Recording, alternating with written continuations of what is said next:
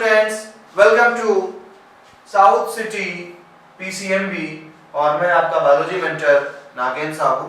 तो अपने 12th के लिए हाजिर हूं मैं अपना चैप्टर इवोल्यूशन पे। आज सेकंड लेक्चर होगा। फ्रेंड्स, जैसा कि आपको पता है कि हम जिस प्लेटफॉर्म पे हैं यानी साउथ सिटी पीसीएमबी चैनल पे, यहाँ पर physics, chemistry, math and bio subject को हम लोग फोकस कर रहे हैं। यहाँ पर हम ईयर लॉन्ग सीरीज चलाएंगे अपने चैप्टर्स की, टॉपिक वाइज लेक्चर की, जिससे आपको कहीं भटकना ना पड़े। और खासकर आईएससी स्टूडेंट्स के लिए तो बहुत ही बढ़िया प्लेटफॉर्म है, क्योंकि ये बेसिकली आईएससी के लिए रखा गया है। काफी कुछ सीबीएसई का कंटेंट मिल जाता है यूट्यूब पे, बट आईएससी के लिए पीसीएमबी ने ये चीज लॉन्च की है।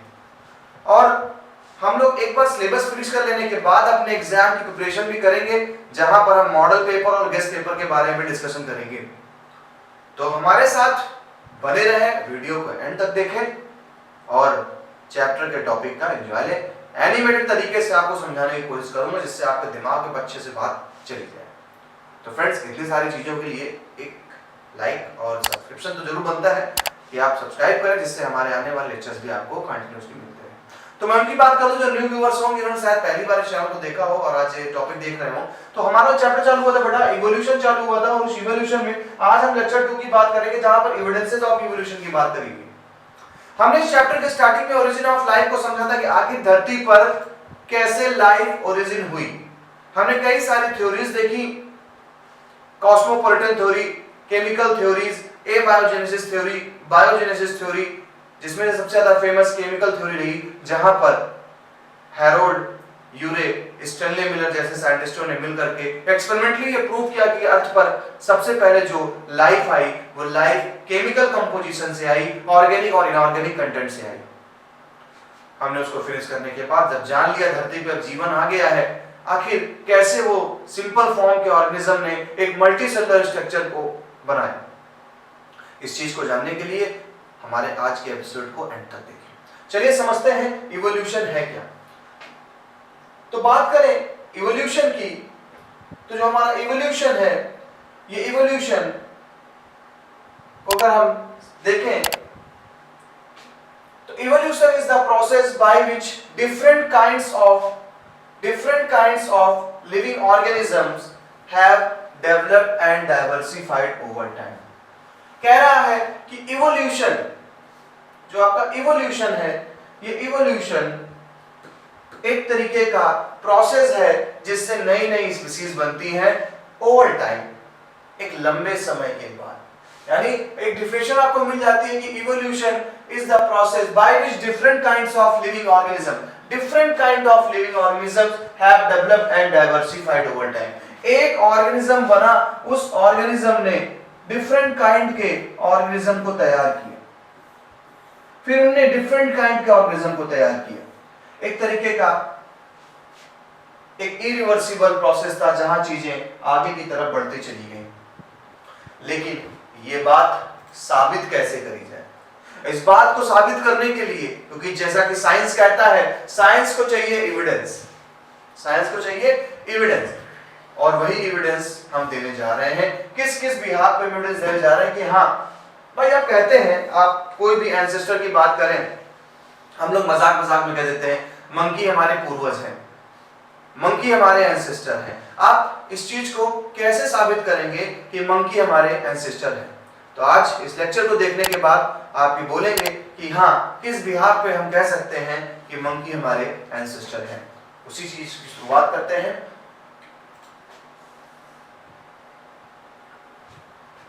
तो हम डिफरेंट फेजेस पे ये बताएंगे,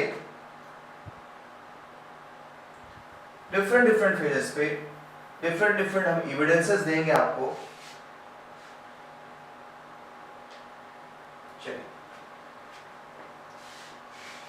अब life is thought, what evidence do we have support common ancestor. तो देखिए हमारे पास है स्ट्रक्चरल, पहला molecular evidence from DNA sequence.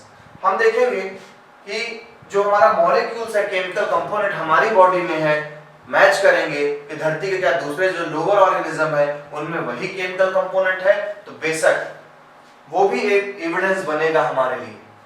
Fossils record के हिसाब से भी हम देखेंगे कि क्या फॉसिल्स से अगर हम पता लगाएं कि फॉसिल्स का जो बोन्स था और उस बोन्स में क्या केमिकल कंपोनेंट थे, या फॉसिल्स आज रिसेंटली जो मिल रहे हैं वो ज्यादा कॉम्प्लेक्स है, आज से 100-150 साल पहले जो डिस्कवर किए गए वो ज्यादा कॉम्प्लेक्स है, तो हम उससे ही पता लगाएंगे। फॉसिल्स आप जानते ही हैं कि आपका रिमेन बरीड बॉडी ऑर्गन या फिर आपके कोई प्रिंट बचे हुए हैं जो हजारों साल पहले ऑर्गेनिजम्स थे, अगर उनके प्रिंट हमें मिल जाते हैं तो उसको हम फॉसिल्स कहते हैं, उनकी बॉडी मिल जाती है। अभी रिसेंटली एक एलिफेंट डिस्कवर किया गया। एलिफेंट क्या था? वो एक मैमूथ था जो कि आइस एज के आइस से निकाला गया, ग्लेशियर से निकाला गया, जिसकी पूरी बॉडी बची हुई है, तो हम उसे फॉसिल्स कहते हैं। हजारों साल वो दबे थे उसमें, लेकिन किसी कारण से उनकी बॉडी वहां पर प्रिजर्व रही, बची रही, और उनके स्टडी से पता लगाया जा सकता है कि आखिर इवोल्यूशन कैसे हुआ। हम बात करेंगे कंपैरेटिव एम्ब्रियोलॉजी पे। एम्ब्रियोलॉजी का मतलब होता है कि जो एम्ब्रियो बनता है, जब फर्टिलाइजेशन होता है तो फर्टिलाइजेशन से जाइगोट बनता है बेटा, जाइगोट कन्वर्ट होता है एम्ब्रियो में। हम एम्ब्रियो से पता लगाएंगे कि क्या रियल में हम सभी एक ही एंसेस्टर के ऑर्गेनिज्म हैं, तो हम उस साइंस को बोलते हैं embryology, the study of different types of embryo called embryology. हम एनाटॉमिकल एविडेंसेस भी लेंगे, यानी बॉडी के इंटरनल स्ट्रक्चर के हिसाब से हम मैच करेंगे कि क्या सच्चाई में हम दूसरे ऑर्गेनिज्म के बराबर हैं, या हमारी बोन्स का जो स्ट्रक्चर है, हमारा जो एंडोस्केलेटन है, क्या मैच कर रहा है दूसरे ऑर्गेनिज्म से। हम इस पे भी चर्चा करेंगे। और हमारे पास एविडेंस की चीजें हैं, हमें लेकिन ध्यान रखना है चीजों का कि एक एक एविडेंस को अच्छे से पढ़ना है। बोर्ड में क्वेश्चन पूछेगा इस एविडेंस पे। अब हम आगे ले चले तो सबसे पहले हम लेकर आए हैं आपको एम्ब्रियोलॉजिकल एविडेंसेस। आप देख रहे हैं कि डिफरेंट टाइप के एम्ब्रियोज हैं, एम्ब्रियो ए, एम्ब्रियो बी, सी, डी। आप ये आइडिया नहीं लगा सकते हैं कि ये जो एम्ब्रियो है ये एम्ब्रियो किस ऑर्गेनिज्म का है। अप्रोक्सीमेटली लगभग सभी मैच कर रहे हैं, काफी हद तक मैच कर रहे हैं। और ये जो मैच कर रहा है इससे प्रूव होता है यार कि आखिर जब एम्ब्रियो मैच कर रहा है इसका मतलब कि हमारे एंसेस्टर हमारे जैसे रहे होंगे, सबके सेम एंसेस्टर रहे होंगे। चलिए इस एनिमेशन के पहले हम कुछ थ्योरीज पर डिस्कवर कर लें जिससे कि आपको और अच्छे से ये समझ में आ जाए, आपको डेफिनेशन लर्न करने की जरूरत ना पड़े। तो सबसे पहले हम आपको लेकर चलते हैं पैलियोंटोलॉजिकल एविडेंसेस। सबसे पहले पैलियोंटोलॉजी, जहां पर आपको थ्योरी हो जाए, इससे आपको डेफिनेशन नोट्स के लिए दिक्कत ना हो। फिर एनिमेशन पे आते हैं। तो पैलियोंटोलॉजी है क्या? Palaeontology is the study of fossils. जब हम किसी फॉसिल्स की स्टडी करते हैं तो हम उसे बोलते हैं पैलियोंटोलॉजी। तो एक डेफिनेशन तो यहां से आपको पैलियोंटोलॉजी की मिलती है, इंपॉर्टेंट डेफिनेशन है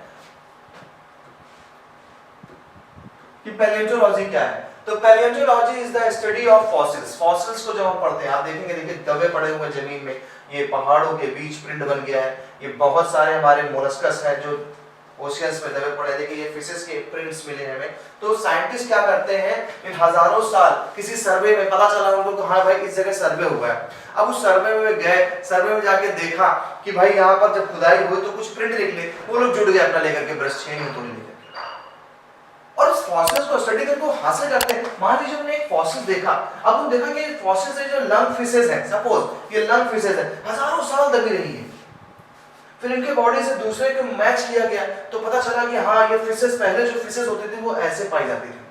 तो fossils are written documents of evolution को बोला जाता है, रिटन डॉक्यूमेंट्स ऑफ इवोल्यूशन है। क्यों लिखित है? ये नेचर ने लिख दिया है कि हाँ ये ऐसा ऑर्गेनिज्म है। ये 2 पॉइंट याद रखिएगा। To study phylogeny, evolutionary history of race. Phylogeny term बहुत पूछा था कि व्हाट इज फाइलोजेनी। तो फाइलोजेनी है क्या? फाइलोजेनी क्या है? To study evolutionary history of race history, यानी ऑर्गेनिज्म की इवोल्यूशनरी हिस्ट्री देखी जाए तो उसे हम फाइलोजेनी टर्म देते हैं। to study the connecting link between two groups of organism. अब कैसे सिग्निफिकेंस हमें मिला फॉसिल्स का, क्या हम समझ पाए? तो समझने की बात ये है कि इस फॉसिल्स का हमें बेनिफिट क्या मिला, कैसे हम समझे। तो देखिए जो फॉसिल्स है, ये फॉसिल्स आज भी लंदन म्यूजियम में रखा गया है। ये फॉसिल्स के अंदर दो कैरेक्टर थे। देखिए ये फॉसिल्स है, साइंटिस्टों ने इसके हिसाब से एक स्ट्रक्चर तैयार किया। ये ऐसा फॉसिल्स था बेटा जिसके अंदर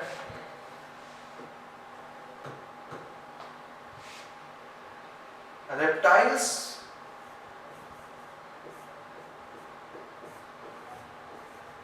प्लस एव्स यानी बर्ड्स के कैरेक्टर थे। रेप्टाइल्स का भी कैरेक्टर थे, जैसे टेल का पाया जाना, टेल वर्टिब्री का पाया जाना रेप्टाइल्स का कैरेक्टर है। इसके बीक में जो बीक था हमारा, उस बीक में टीथ पाया जाता था।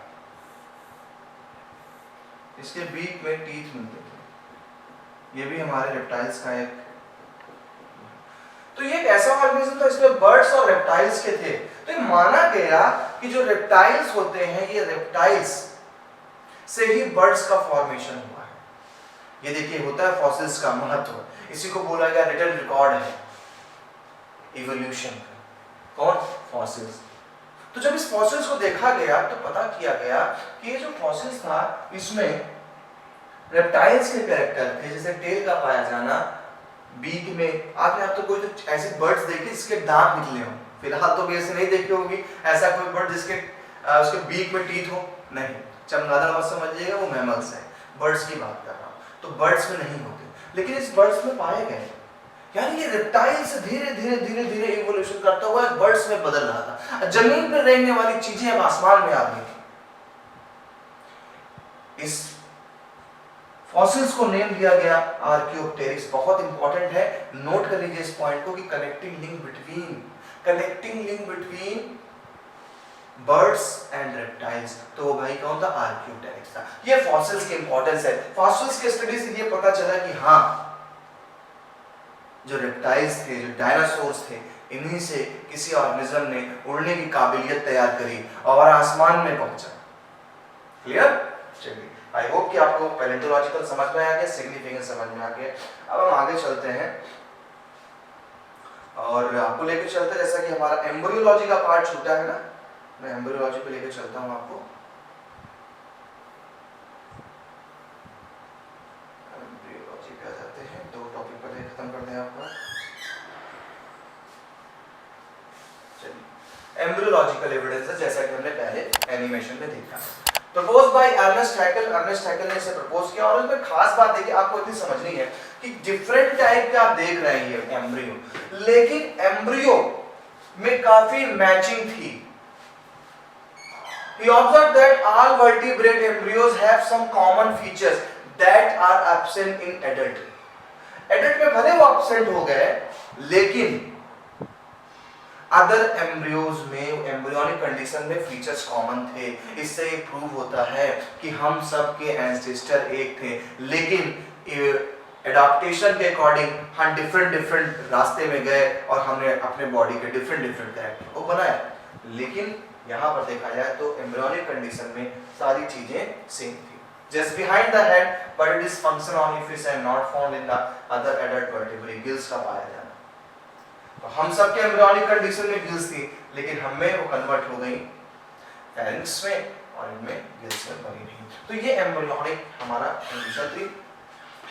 एम्ब्रियोनिक के बाद आपसे ऐसा हमारा कमिटमेंट था कि हम आपको लेकर चलेंगे biochemical evidences. Organisms show similarities in proteins, genes, other biomolecules. Organism ने एक सिमिलरिटीज शो करी। आज चाहे वायरस हो, चाहे बैक्टीरिया हो और चाहे ब्लू व्हेल हो, इन सब में प्रोटीन अमीनो एसिड से ही बनती है, कार्बोहाइड्रेट ग्लूकोज से ही बनता है, डीएनए न्यूक्लियोटाइड से ही बनता है, आरएनए न्यूक्लियोटाइड से ही बनता है। तो जब केमिकल मेथड सेम हुए तो इससे ये पता चला कि केमिकली भी एविडेंस हमें मिल गया कि हाँ, केमिकल अगर सेम है तो इसका मतलब हमारे एंसेस्टर सेम रहे हैं, या फिर हम इवोल्यूशन की दौड़ में सब एक ही जगह से ओरिजिन हुए हैं। क्लियर? हमारे पास ये दो तीन चीजें ये बात क्लियर होगी, ठीक है? देखिए तक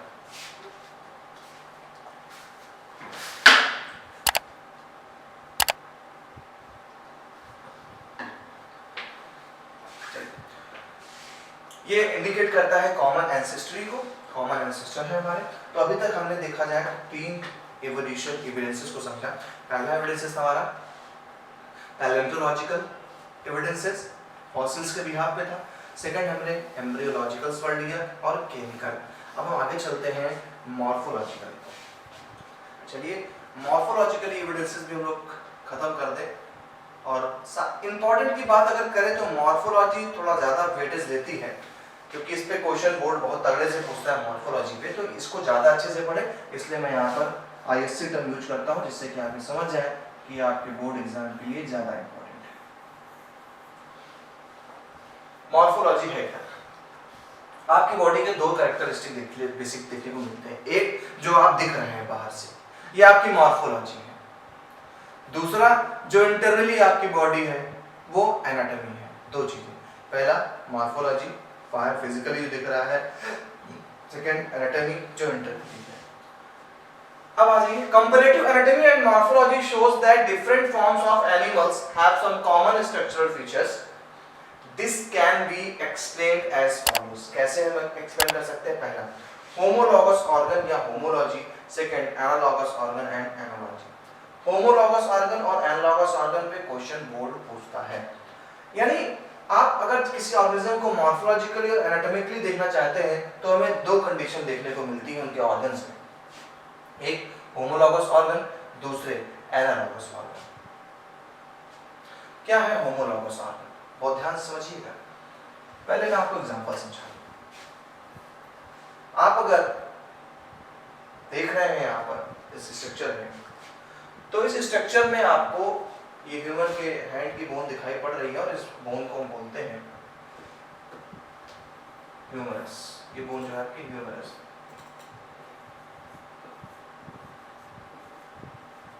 क्लियर? देखिए सेम यहाँ पर ये भी ह्यूमरस ही है, और ये देखिए फ्लिपर्स हैं फिशेस के, ये भी ह्यूमरस है। यानी अगर हम ओरिजिन की बात करें और स्ट्रक्चर की बात करें, तो जो बोन फिशेस के फिन्स में है वही बोन हमारे हाथ में भी है। यार अगर ओरिजिन और वो स्ट्रक्चर इंटरनली सेम हो रहा है, इसका मतलब कोई ना कोई तो कनेक्शन है, नहीं तो क्यों सेम हुआ? चाहे बर्ड्स के भी ले लीजिए, सेम क्यों हुआ? क्योंकि हमारे एंसेस्टर सेम थे, लेकिन फंक्शनल में डिफर है। मछलियां इस फिन से स्विमिंग कर रही हैं, तैर रही हैं, हम हाथों से अपना वर्कआउट कर रहे हैं, बर्ड्स उसी से उड़ रही हैं, फ्लाइंग कर रही हैं, लेकिन ओरिजिन में सेम थे। तो ऐसे ऑर्गन्स जो ओरिजिन में और स्ट्रक्चर में सेम हो बट फंक्शन में डिफरेंट हो, ऐसे ऑर्गन को हम एनालॉगस ऑर्गन होमोलॉगस ऑर्गन कहते हैं। बहुत इंपॉर्टेंट क्वेश्चन है। तो the organs having fundamental similarity in structure and origin but different function, but function क्या है? डिफरेंट है। This phenomena is called homology. इसे क्या कहेंगे? होमोलॉजी कहते हैं। क्लियर? ये बात समझ में आ गई? अब एग्जांपल देख लें। ह्यूमन हैंड है, व्हेल्स फ्लिपर्स है, बैट्स के विंग्स हैं, चीतास फुट है। These forelimbs have different function, लेकिन सिमिलरिटीज हैं, एनाटॉमिकल सिमिलरिटीज हैं, स्ट्रक्चर सेम है। Homology is also seen in heart, brain etcetera. इस जगह भी होमोलॉजी देखने को हमें मिलती है। सवाल ये आता है कि होमोलॉजी प्लांट में तो एनिमल सर आपने बता दिया, प्लांट में भी देख लिया, क्या होमोलॉजी दिखती है क्या? तो प्लांट में भी देख लीजिए। Homology in plants, thorns and tendrils of bougainvillea and Cucurbita. ये बोगनविलिया का प्लांट है, गार्डन में बहुत देखने को मिलता है, और उस बोगनविलिया में कांटे जैसे स्ट्रक्चर निकलते हैं, थॉर्न इसे बोल रहे हैं। और कुकुरबिटा यानी कद्दू, बहुत दूर नहीं, कद्दू की फैमिली है, और उसमें जो ये टेंड्रिल्स निकल रहे हैं, ये दोनों ही स्टेम का मॉडिफिकेशन है, दोनों ही स्टेम से बने हुए हैं, स्टेम का एक पार्ट है। चाहे बोगनविलिया के कांटे ले लीजिए या फिर कुकुरबिटा के टेंड्रिल्स ले लीजिए, दोनों ही एक जगह से ओरिजिन है, लेकिन दोनों के फंक्शन डिफरेंस है। कुकुर बेटा इस पेंडल का यूज कर रहा है किसमें, क्लिपिंग के लिए, सपोर्ट के लिए, लेकिन बोगनविलिया प्रोटेक्शन करता है अपने आप को जो भी प्रेडेटर्स हैं यानी हर्बीवोरस एनिमल से बचने के लिए। तो ये देखा गया सिमिलरिटीज है, ओरिजिन तो सेम है ना, लेकिन क्या हुआ, एडेप्टेशन के अकॉर्डिंग उन्होंने अपने फंक्शन को बदल दिया। ये होमोलॉगस ऑर्गन है और होमोलॉजी को शो करते हैं, जिससे पता चलता है हम भले तो एक ही एंसेस्टर से थे, लेकिन ड्यूरिंग एनवायरमेंटल कंडीशन हमने अलग अलग रास्ते को चुना और हमने अलग अलग एडेप्टेशन बनाए। अब बात आती है एनालॉगस ऑर्गन पे। अगर हम एनालॉगस ऑर्गन की बात करें तो जस्ट अपोजिट कर लीजिए थ्योरी को, मींस स्ट्रक्चर एंड मतलब फंडामेंटल स्ट्रक्चर और ओरिजिन सेम होगी, लेकिन फंक्शन ओरिजिन एंड वो स्ट्रक्चर क्या होगा, डिफरेंट होगा, लेकिन फंक्शन सेम होगा। एग्जांपल पहले समझे तो आपको समझ में आ जाएगा। आप देखेंगे कि जो हाउस फ्लाई है यानी मक्खी, वो भी उड़ रही है, उसके भी विंग्स हैं, ठीक है। बर्ड्स हैं, उनके भी विंग्स हैं, वो भी उड़ रहे हैं। बैट है, बैट के भी विंग्स है, बैट भी उड़ रहा है। लेकिन क्या इन तीनों के जो पंख हैं, इन तीनों के जो विंग्स हैं, क्या सेम कंपोनेंट से बने हैं, सेम स्ट्रक्चर ओरिजिन है? नहीं। अगर आप हाउस फ्लाई के लेंगे विंग्स को तो वो मेम्ब्रेनस है, पन्नी जैसा स्ट्रक्चर है, काइटिन का बना हुआ। आप अगर बैट्स को ले लीजिए तो बैट्स में वो उसके विंग्स नहीं होते, वो उसकी स्टमक की एक्स्ट्रा स्किन होती है, वो उसको फैला के होता है। और अगर आप बर्ड्स की बात करें तो बर्ड्स के जो विंग्स होते हैं फेदर्स के बने होते हैं, पंखों के बने होते हैं। तीनों अलग अलग स्ट्रक्चर है, तीनों का अलग अलग ओरिजिन है, लेकिन फंक्शन सेम है। ऐसे ऑर्गन को हम एनालॉगस ऑर्गन कहते हैं और ये जो फिनोमेना है इसे हम एनालॉजी कहते हैं। देखिए एग्जांपल नोट करिए इसको अच्छे से। Wings of insect form of a thin flap of chitin. Wings of birds modified forelimbs. अब वो प्लांट के हो गए, अब जब एनिमल पे आ जाइए। एनिमल कहते हैं प्लांट पे आ जाइए। देखिए स्वीट पोटैटो मॉडिफाइड रूट है और पोटैटो मॉडिफाइड स्टेम। अच्छे से पढ़ा लो, पढ़ के आए कि जो स्वीट पोटैटो होता है यानी कि शकरकंद जो आप खाते हैं, कि शकरकंद भी एक ट्यूबरस स्ट्रक्चर होता है और प्लांट से निकलता है। आलू भी है, ट्यूबरस स्ट्रक्चर है, प्लांट का पार्ट है, लेकिन दोनों में डिफरेंस क्या है? जो हमारा स्वीट पोटैटो है ये मॉडिफाइड रूट है यानी ये रूट से ओरिजिनेट हो रहा है, जबकि जो हमारा सिर्फ पोटैटो है आलू, ये आलू स्टेम का मॉडिफाइड वर्जन होता है। अब ये मत कहिएगा सर दोनों चीज जमीन के अंदर होती है, अब ये मत कहिएगा दोनों चीजें जमीन के अंदर है। वो रूट भी है तो सॉइल जमीन के अंदर है और ये भी, लेकिन है क्या, जो स्वीट पोटैटो है, ये स्वीट पोटैटो जो है कहां पर है, ये भी ये मॉडिफाइड वर्जन है रूट का और वो स्टेम का, लेकिन दोनों स्टोर कर क्या रहे हैं, दोनों फूड का स्टोर कर रहे हैं, फंक्शन दोनों का सेम है। स्वीट पोटैटो भी शुगर को स्टोर कर रहा है, कार्बोहाइड्रेट स्टोर कर रहा है, और पोटैटो भी कर रहा है, बस दोनों में डिफरेंस क्या है, ये रूट का मॉडिफाइड वर्जन है स्टेम का। यानी ये भी एक सिमिलरिटी शो कर रहा है, कह रहे हैं हम भले चलो साथ में ओरिजिन नहीं हुए, लेकिन फंक्शन दोनों का सेम है, फंक्शन दोनों का सेम है। तो एग्जाम में क्वेश्चन दे सकता है कि एनालॉगस का एग्जांपल दीजिए प्लांट में और एनिमल में, तो आसानी से आप आंसर दे देंगे, प्लांट का एग्जांपल दे देंगे और एनिमल्स का एग्जांपल दे देंगे। तो ये तो हमारे भैया प्लांट की थी बात है। अब हम आपको लेकर चलते हैं, हमारे पास 4 एविडेंसेस को हम फिनिश कर चुके हैं। अब थोड़ा सा आपको एनिमेशन लेके चला जाए, इससे कि आप अच्छे से और समझे चीजों को।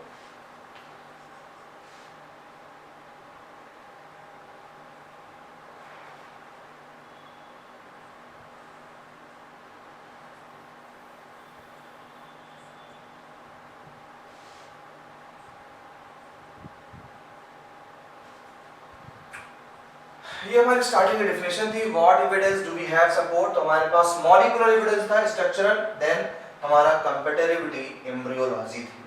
फिर हमारे पास अगर एक आएगा तो हम फिर से एक लेंगे अपने ऊपर कि 4 तो ये हमारे है, फिफ्थ हमारा उठा लिया क्या, कंपैरेटिव एम्ब्रियोलॉजी, जहां पर हमने डिफरेंट एम्ब्रियोज के कंपैरिजन किए। 4 डिफरेंट स्पीशीज दे रहा है आपको, do you have any idea what species they are? They look almost the same, so you might think they are very similar species। आप समझ सकते हैं कि बहुत सिमिलर स्पीशीज है। आप देख लीजिए ओरिजिनल में था क्या, ये एक हमारा फिश का है, ये जो आप देख रहे हैं ये फिश का एम्ब्रियो है, ये टर्टल का है, ये चिकन का है और ये ह्यूमन का है। आप देखिए कितनी सिमिलरिटीज मिल रही, कितनी ज्यादा सिमिलरिटीज है इन सब में। तो जब आप नहीं डिफरेंशिएट कर पा रहे हैं तो सोचिए इसका मतलब है कि हमारे जो एंसेस्टर थे वो सेम रहे होंगे। सिंपल सी बात है यार, तुम अगर इंसान के जैसे दिख रहे हो, हम इंसान के जैसे दिख रहे हो, सिंपल सी बात है हम इंसान हो।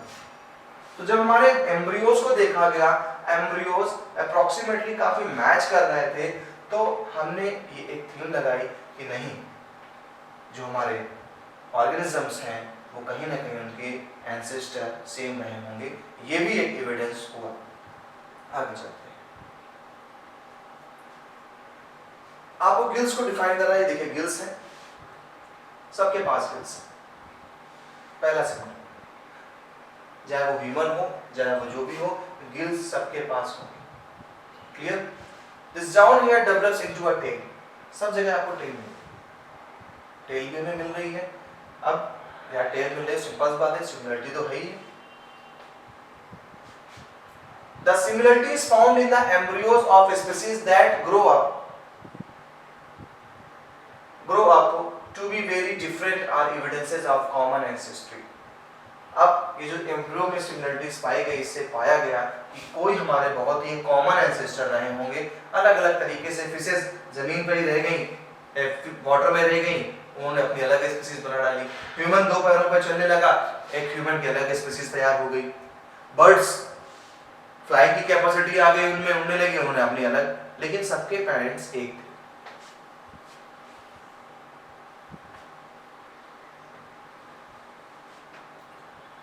अब हम स्ट्रक्चरल एंड एनाटॉमिकल एविडेंस पे बात करेंगे, जो कि मैंने आपको कहा था कि पहले थ्योरी पढ़ा दी, अब आपको आसानी से समझ में आएगा। देखिए ध्यान से, Who are bears more closely related to dogs or cat? अब आप खुद मैच करिए, डॉग ज्यादा सिमिलर लग रहा है या कैट से लग रहा है? मैच करिए। Structural evidences, also called anatomical evidences, involve comparing the body structure of organisms. This could involve comparing teeth, bones and organs, जैसे कि अभी आप देख कर क्या है, ह्यूमन के हैंड, फ्लिपर्स, बर्ड्स के हैंड्स, अगर आप देखेंगे बर्ड्स में खासकर बैट के, तो देखिए सबके बोन दिख रहे हैं और आपको अच्छे समझ में आ रहा है कि ओरिजिन सेम है, स्ट्रक्चर सेम है। बोन्स के देखिए स्ट्रक्चर सेम दिखाई पड़ रहे हैं। ये देखिए ह्यूमरस, जो मैंने बताया, ये भी ह्यूमरस, ये भी ह्यूमरस है, ह्यूमरस है। यानी अगर देखें तो हमारे ह्यूमरस सब में पाई जा रही है, और इससे प्रूव होगा कि जब बोन की ओरिजिन सेम है, भले ये बैट्स के ऊपर ये उससे उड़ रहा है, हमारी ये वेल के फिल्स हैं, इससे स्विमिंग कर रही है, लेकिन अंदर का स्ट्रक्चर सेम था, जिससे प्रूव होगा कि हम सबके एंसेस्टर एक थे। चलिए आगे बढ़ते हैं।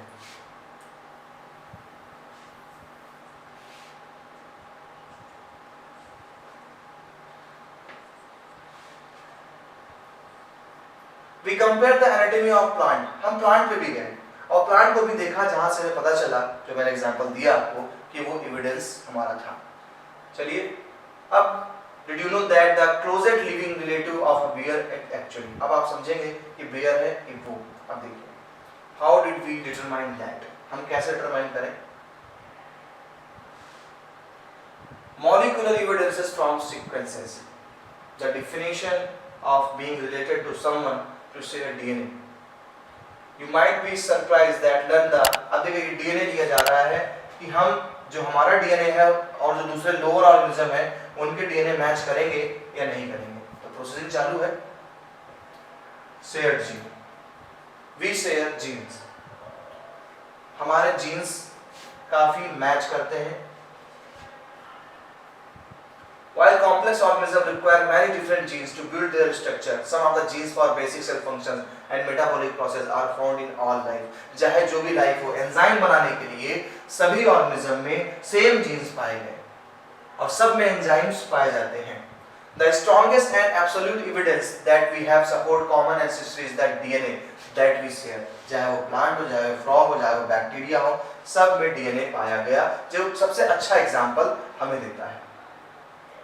अब अब डीएनए फिंगरप्रिंटिंग करी जाए तो डीएनए फिंगरप्रिंटिंग में देखिए जो तो डीएनए के सेगमेंट्स होते हैं काफी मैच कर रहे हैं, जिससे ज्यादा मैच करेंगे ज्यादा क्लोजली रिलेटेड होता है। द फॉसिल्स रिकॉर्ड, जैसा कि मैंने बताया था पैलियोंटोलॉजी, हजारों साल दबे रहते हैं हमारे फॉसिल्स मिट्टियों में, बाद में किसी सर्वे के कारण उनमें जब खुदाई होती है तो वो फॉसिल्स हमें मिलते हैं और जिन पर साइंटिस्ट रिसर्च करते हैं, जैसा कि मैंने भी बताया था आपको एक ऑर्कियोटेरिक्स के बारे में। चलिए इनके देखिए, बोन से निकाला जा रहा सैंपल, पता किया जाएगा कि कितने पुराने हैं भाई साहब। 68 मिलियन ईयर्स ओल्ड है। जब कार्बन डेटिंग करी गई तो 68 साल पुराने मिले हमें। तो ये 4 तो है इम्पोर्टेंट जो आपने एनाटॉमी पढ़ी और एनालॉजी के बारे में, होमोलॉजी के बारे में जाना। अब कुछ एविडेंसेस और एक्स्ट्रा पे लेके चलेंगे। जैसा कि मैंने बताया था कि जो रेप्टाइल्स हमारे हैं बर्ड्स में कन्वर्ट हुए, धीरे धीरे देखिए कैसे चेंजेस आते हैं ऑर्गेनिज्म में और एक नई स्पीशीज का फॉर्मेशन होता है।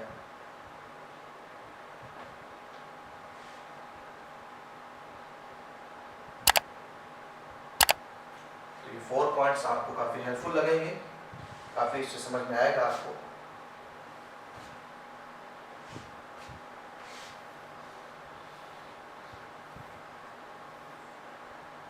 अब आते हैं हम एविडेंस पे। कुछ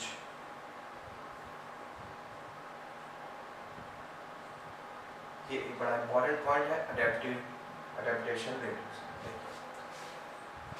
एडेप्टिव रेडिएशन क्या होता है? इस पे बोर्ड क्वेश्चन पूछता है कि व्हाट इज एडेप्टिव रेडिएशन। तो बायोजियोग्राफिकली एविडेंसेस एडेप्टिव रेडिएशन। क्या? Adaptive radiation and evolution by adaptation is the evolution of different species in a geographical area starting from a point। यानी किसी एक geographical region पे एक ऑर्गेनिज्म था, हजारों साल उसने संघर्ष किया और हजारों साल संघर्ष करने के बाद उस एक पर्टिकुलर ऑर्गेनिज्म से थोड़ा डिफरेंट वैरायटीज के ऑर्गेनिज्म जनरेट हुए, डिफरेंट टाइप के ऑर्गेनिज्म जनरेट हुए। इसी को हमने बोला एडेप्टिव रेडिएशन। एडेप्टिव टर्म देखिए, रेडिएशन आप समझते हैं, इससे नहीं रोशनी निकल रही कहीं से, रेडिएशन है, ये रेडिएशन है। अब क्या एडेप्टिव रेडिएशन? एडेप्टेशन के कारण अलग अलग ऑर्गेनिज्म है, देखा एनवायरनमेंट चेंज हुआ, सैकड़ों साल चलता है। देखिए ये इवोल्यूशन 1 साल 10 साल और 100 साल का नहीं है, इवोल्यूशन में हजारों साल बीत जाते हैं, तब कहीं जाकर के एक नया ऑर्गेनिज्म जनरेट होता है। तो इवोल्यूशन को हल्के में मत लें, नॉर्मल नहीं कि हो गया इवोल्यूशन, हजारों साल बीतते हैं इवोल्यूशन में। तो कह रहा है कि जब किसी एडेप्टेशन के कारण ऑर्गेनिज्म में इवोल्यूशन हुआ, एडेप्टेशन के कारण इवोल्यूशन हुआ है, तो उसे एडेप्टिव रेडिएशन बोलते हैं। Example Darwin finches in Galapagos island. Second Australian marsupials. देखिए गैलापागोस जो आइलैंड है, ये आइलैंड बहुत फेमस था और जहां पर डार्विन ने अपनी रिसर्च स्टार्ट करी।